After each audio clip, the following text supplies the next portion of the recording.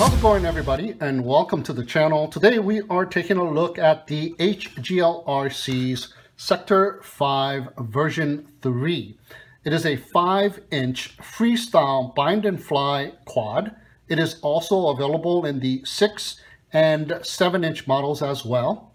So this is the version 3, and now it is even better with new upgraded parts. We have a 3D printed GPS mount, which is just genius, and a 3D printed power cable securing mount, which is also genius. We got arm protectors that double as landing pods on each of the motor. We got upgraded screws all around, and the carbon fiber frame is also set to be upgraded. So we have a pre-installed GPS module right out of the box. Now the GPS module is the HGLRC's M80. Now I've done a review of this GPS module. It is one of the most stable GPS modules, and it supports GPS fail-safe rescue, so you can be reassured flying anywhere you want and it will come home when the signal is lost. Now we got more 3D printed parts. We got the VTX antenna mount in the back with dual positions, and it doubles as the receiver antenna mount to accommodate the XM Plus type receivers with antenna sleeves. We also have a separate mount for the TBS Crossfire type antennas as well. So the VTX antenna is the 5 dBi HGLRC's hammer antenna with the RPSMA connector. Now this unit came with the XM Plus receiver, zip tied mounted to the MT800 forward VTX, which is soft mounted to the rear 30 by 30 mounting bay. So there's the main 30 by 30 mounting bay for the main stack, and another 30 by 30 mounting bay in the rear. So the VTX is a 25, 100, 200, 400, and 800 milliwatt VTX with the MMCX connector interface. And with IRC Tramp protocol built right in, it is easy to change channels, bands, and the power output via the Betaflight OSD.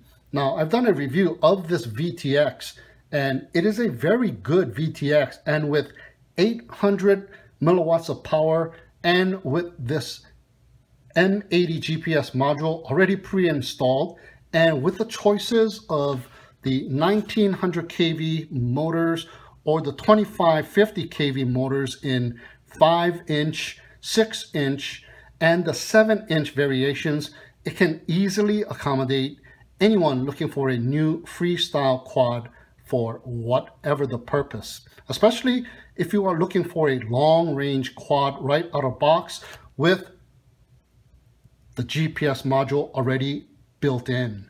We are also provided with a generic tilt angle adjustable action camera mount that will accommodate most action cameras via a Velcro strap. So just place the action camera right on the platform here and use a Velcro strap to mount the camera in place.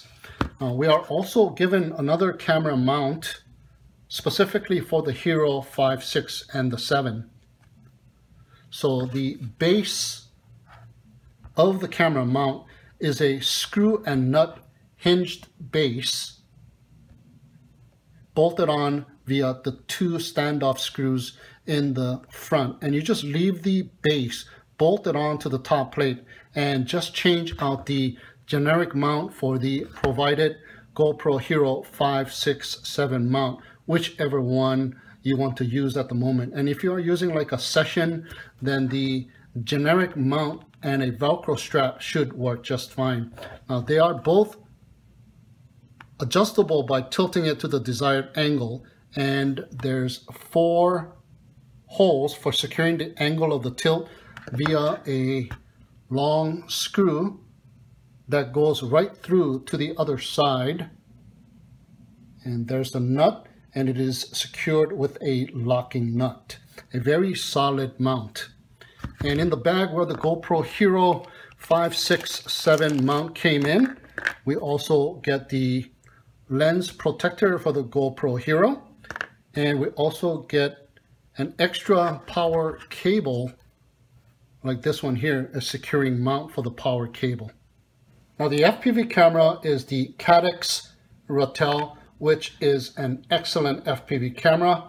Now it is also a Starlight FPV camera, so dusk and even night flights are possible with this quadcopter.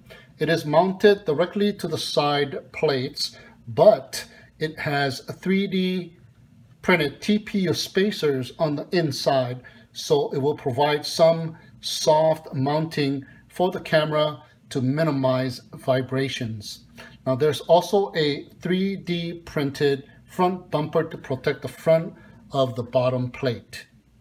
Now, not only all of the 3D TPU parts are included with the purchase of the Sector 5 V3, HGLRC is also providing all of the STL files for all of the 3D printed parts free to download. So if you have a 3D printer, you can print extra TPU parts for yourself. Now, only if other manufacturers follow suit, let alone include the basic stuff like the camera mount in the purchase of the quadcopter, and not an item that needs to be purchased separately. All right, so looking at the frame, we got the sandwiched arms for that solid construction that I love, but instead of a full bottom plate and a sandwich plate like most freestyle frames, what we have are two 2mm thick separate plate halves. The bottom plate runs from the front to right here, as you can see, and the middle plate runs from the rear up to right here, if you can see that. So we have a middle plate and a bottom plate joined together to sandwich the arms. Now, I think it makes it even more rigid than a full bottom plate and a sandwich plate. And so because of that, the body of the frame has two levels. So we got different length standoffs.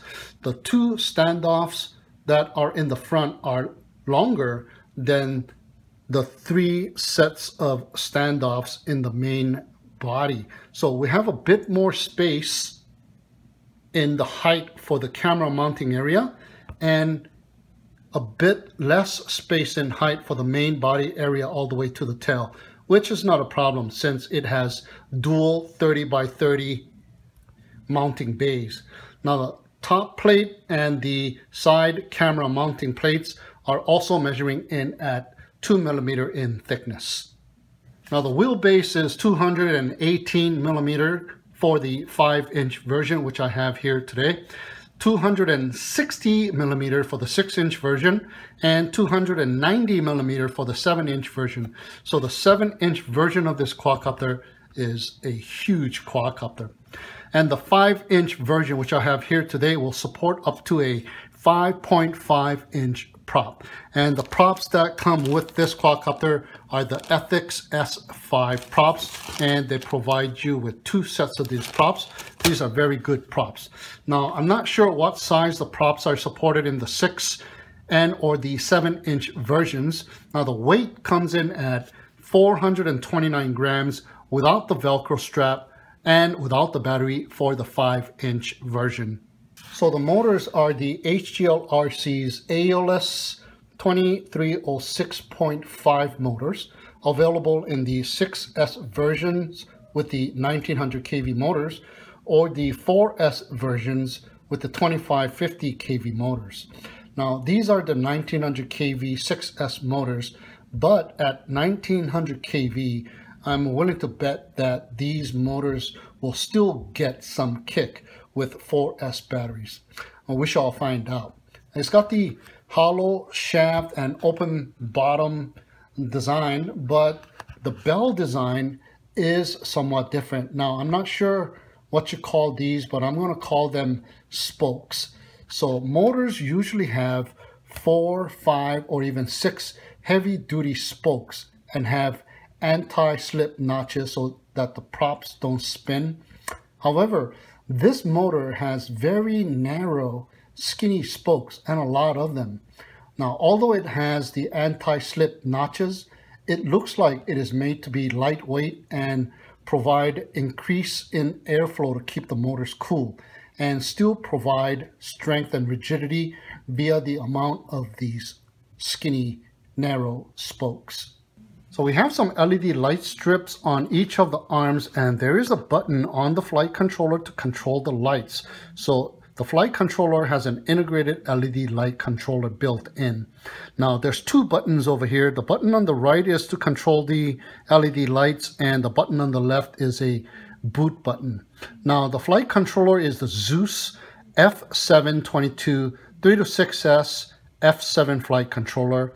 Now the flight controller has now been updated as of June 15, and here is the new flight controller.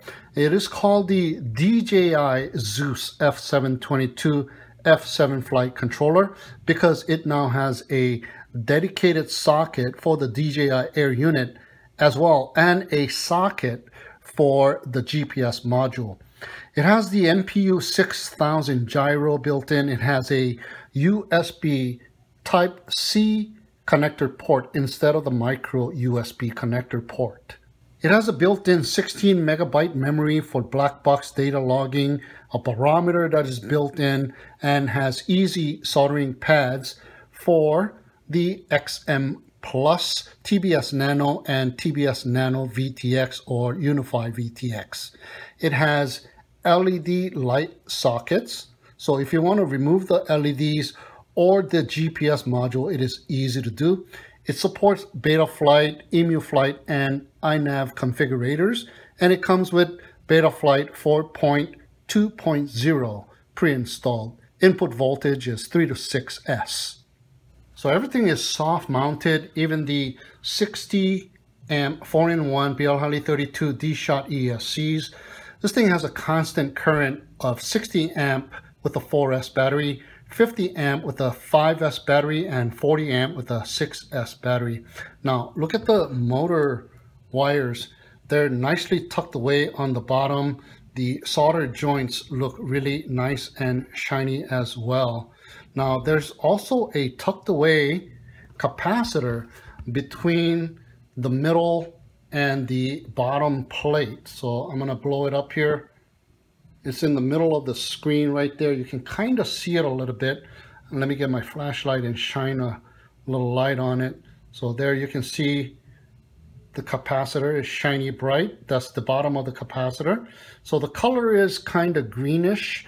So I'm thinking it is a Rubicon capacitor, and the size looks like it is about a 470 microfarad capacitor.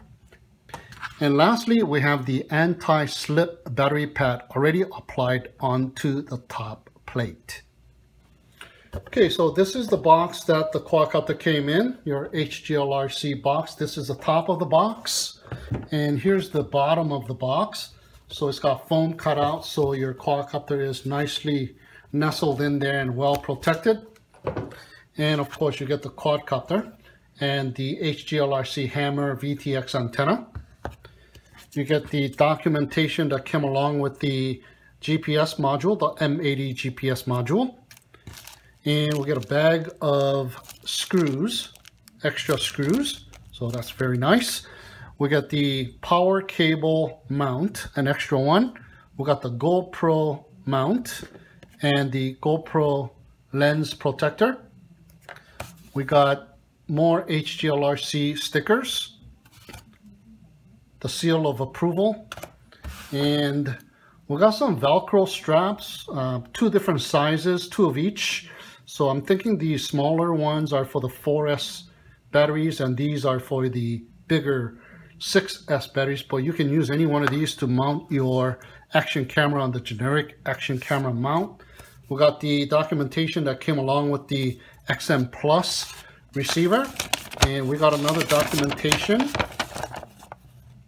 how to set up, generic kind of how to set up, and the VTX frequency chart, pinout diagram for the flight controller, and pinout diagram for the ESCs.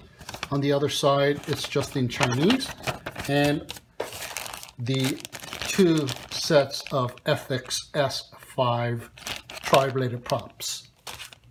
One more item in the box is this bag of goodies, which contain a bunch of extra wiring harnesses and also extra mounting spacers and a couple of bars of header pins. All right, I know it's got the quality control pass sticker and it should be all good to go, but I am now so used to using this V-Fly short saver whenever I power up anything for the very first time. So let's power it up using the short saver smoke stopper. Now remember to always attach the VTX antenna before the very first power up so you don't damage the VTX. So let's power it up.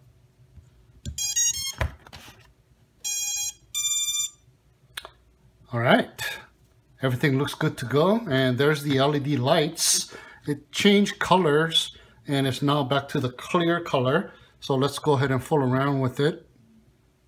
It changes to red, green, blue, yellow, blue again, purple, clear, and red again. All right, so you can just change the colors on it via the button. Pretty cool. Okay, so we're going to get ready to bind the quadcopter here. So this one came with the XM Plus receiver, highly visible, and oops, here I can see the bind button right here, and there's the black button.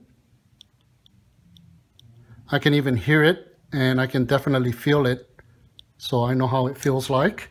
So that's ready. I'm going to be binding it to my Radiomaster TX16S. So I'm going to power the TX16S. Welcome to OpenTX.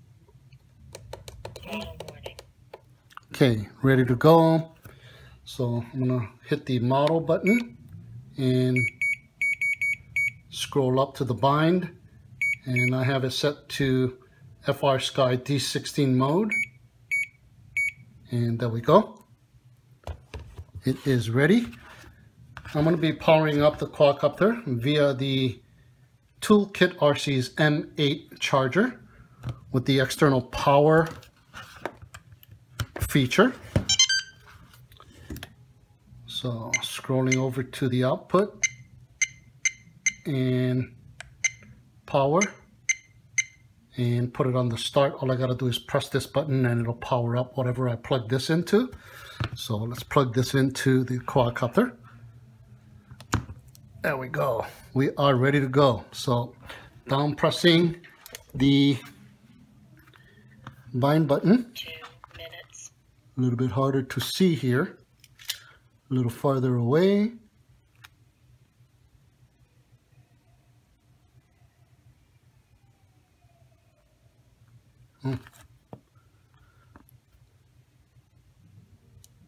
Okay, ready.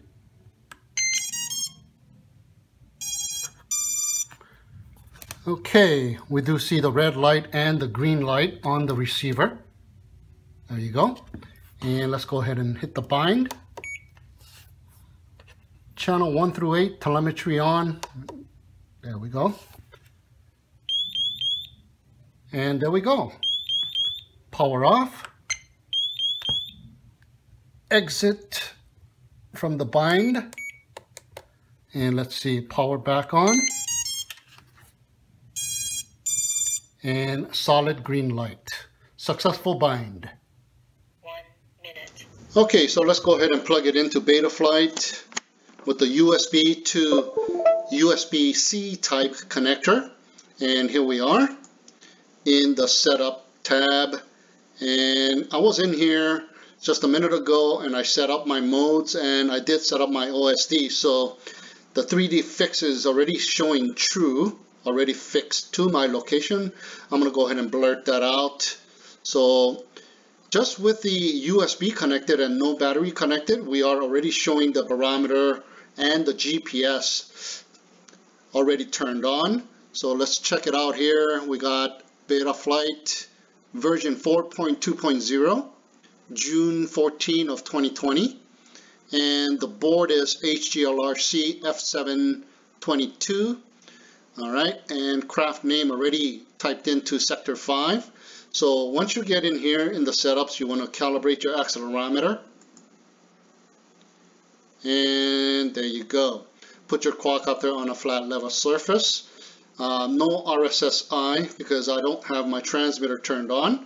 So let's move on to the ports and see what's going on. So UART1 is taken up with the serial RX, UART2 with the GPS, UART3 with the TRAMP protocol, UART4, looks like UART4 is available for something that you want to put on there, and UART6 we have the ESC telemetry. So let's go on over to the configuration tab. And let's see, the motor direction is normal. We got D-Shot 600. And looks like the motor idle is set to 4. That is a little low, but I'm going to leave it at 4. It must be a reason why they put it on 4. So I'm going to go with whatever they got going on here. So the board alignment, we have a clockwise of 180-degree flipped board. 8 kilohertz, 8 kilohertz. Accelerometer and barometers are turned on. Arming is already set to 180 degrees. And craft name already typed into sector 5.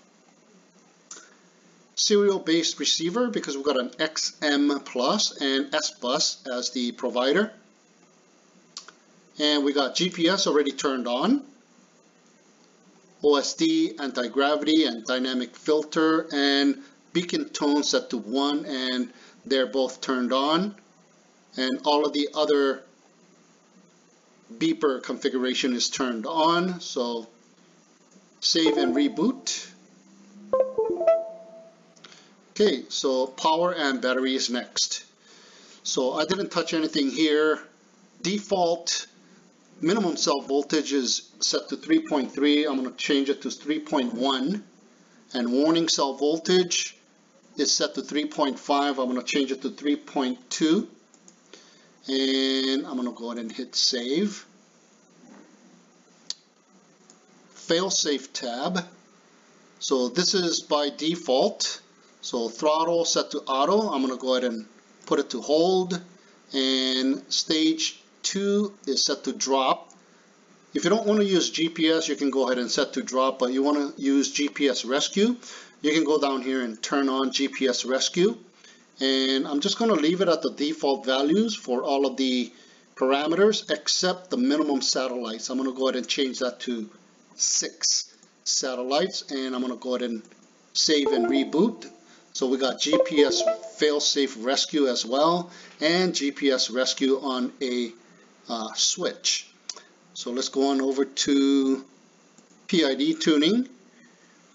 And looks like we got preset PIDs on profile 1. Let me see profile 2. Profile 2 looks like Betaflight default. And profile 3 as well. Rate profile is set to Betaflight default. I'll just leave it there. Filter settings with the slider have moved position for the gyro filter multiplier to the next position. So they did tweak it a little bit. So we'll leave it at there. And the receiver. And I did set my receiver tab as well. It was on AETR. I switched it over to TAER. And I did put an RC deadband of 3 and yaw deadband of 3. The quadcopter is standing still because I don't have my radio turned on. It's turning on my radio.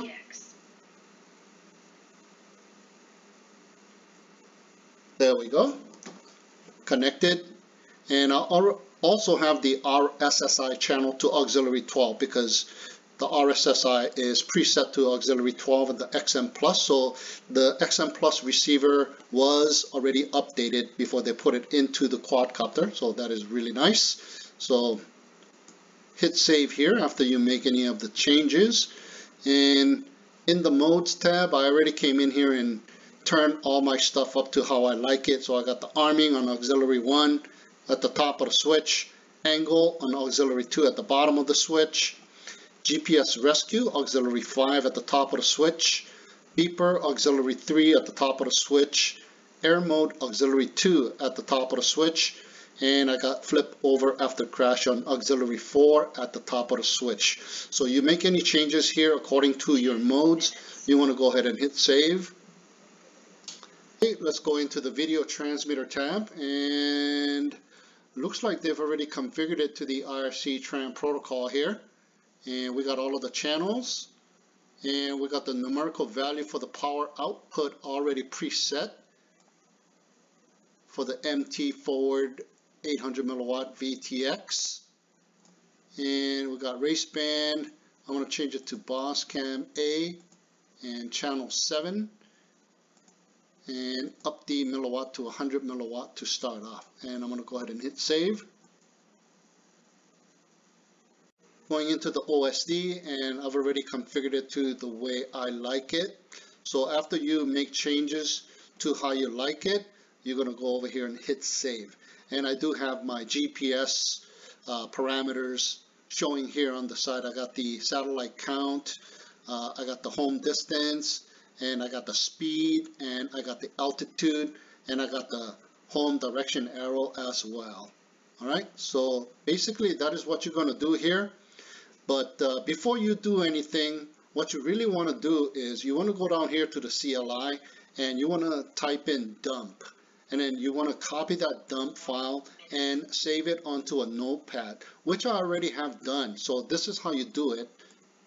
So this is going to be my second time saving the dump file. So this will be my new dump file after I have made all my changes. So type in DUMP and hit enter, and it'll show you all of the files that is in your flight controller. So you want to highlight it 30 seconds. and up to the part where it says dump, and you want to copy it, and you want to have a notepad, and what you want to do is paste it onto that notepad and save this notepad. So I got one before I made any changes, and I got this one here after I have made changes.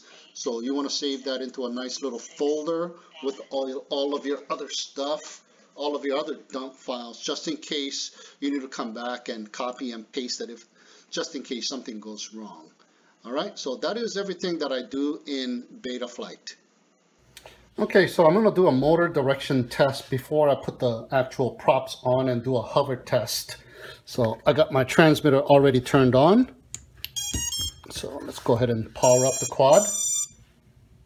Okay, so arming, and just put your finger here. Yep, yep, yep. Okay, all of the motors are spinning the correct way.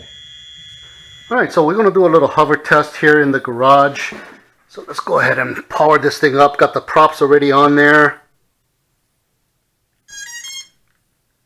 Okay, to just make sure that it hovers correctly. Arming. Okay.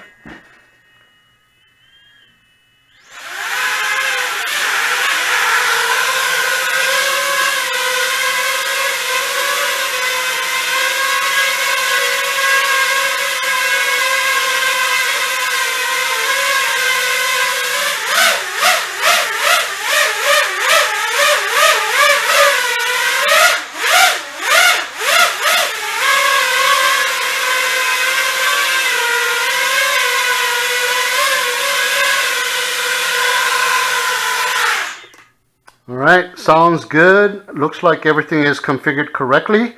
So we're going to go ahead and take it out for a flight test tomorrow. Alright, so that'll do it for this video of the HGLRC's Sector 5 version 3. Full flight test will come next, so stay tuned for that video. But so far I'm very impressed with the build quality and attention to detail the HDLRC team has put into this version 3 of the Sector 5. Now, I can't wait till tomorrow. So until then, thank you so much for tuning in and watching. Have a great night, and we'll see you again tomorrow.